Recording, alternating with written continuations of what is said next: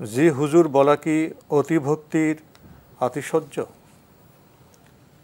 জি হুজুর এটা বলা কি অতিভক্তির আতিশয্য? আসলে অনেকটা আপনি যেভাবে এটাকে ব্যাখ্যা করেছেন এর কাছাকাছি।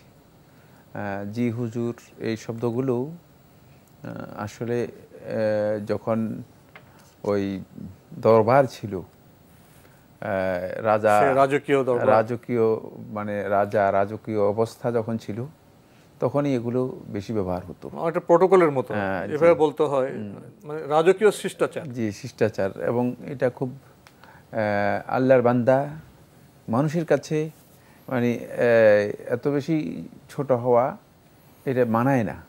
মানে এটি আল্লাহ রাব্বুল আলামিন বান্দাকে মানুষের কাছে এত ছোট হতে বলেন নাই, বরং আল্লাহ রাব্বুল আলামিন মানুষদেরকে সৃষ্টি করেছেন তার ইবাদতের জন্য।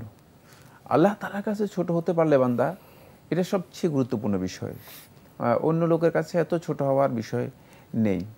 তাই মানে এর মধ্যে মানে আপনি যে কথাটি বলেছেন মানে এই ধরনের মিনিং এর মধ্যে আছে, কোনো সন্দেহ নেই। তবে মানে এই শব্দটা গর্হিত নয়।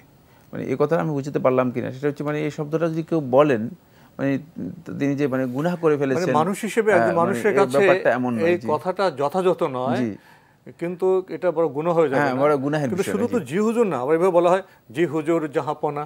হ্যাঁ, অনেক অনেক অনেক শব্দ রয়েছে যেগুলো দরবারি শব্দ হিসেবে একসময় ব্যবহার হতো।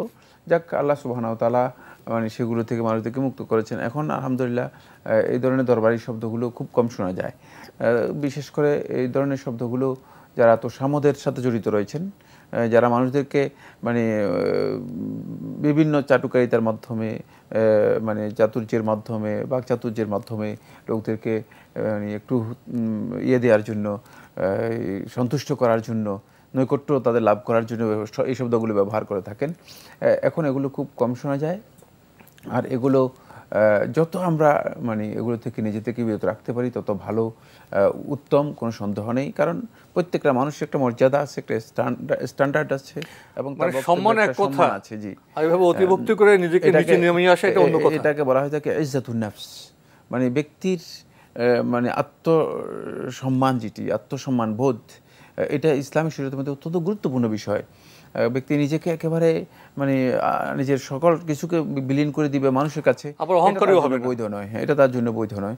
কিন্তু আল্লাহ রাব্বুল আলামিনের কাছে মানে তার সব কিছুই অবনত করতে পারবে, এমনকি আল্লাহ তাআলার কাছে আমরা সিজদা করে থাকি, এর চেয়ে মানে অবনত হবার আর কোনো সুযোগ নেই। মানে এটা হলো সর্বোচ্চ অবনত হবার পদ্ধতি, সেটা আল্লাহ তাআলার জন্য জায়েজ রয়েছে, মানুষের জন্য এটি জায়েজ নেই। তবে এই শব্দটি ব্যবহার করাটা মানে গর্হিত বা হারাম বা নিষিদ্ধ বা গুনার কাজ, এ কথা শুদ্ধ নয়।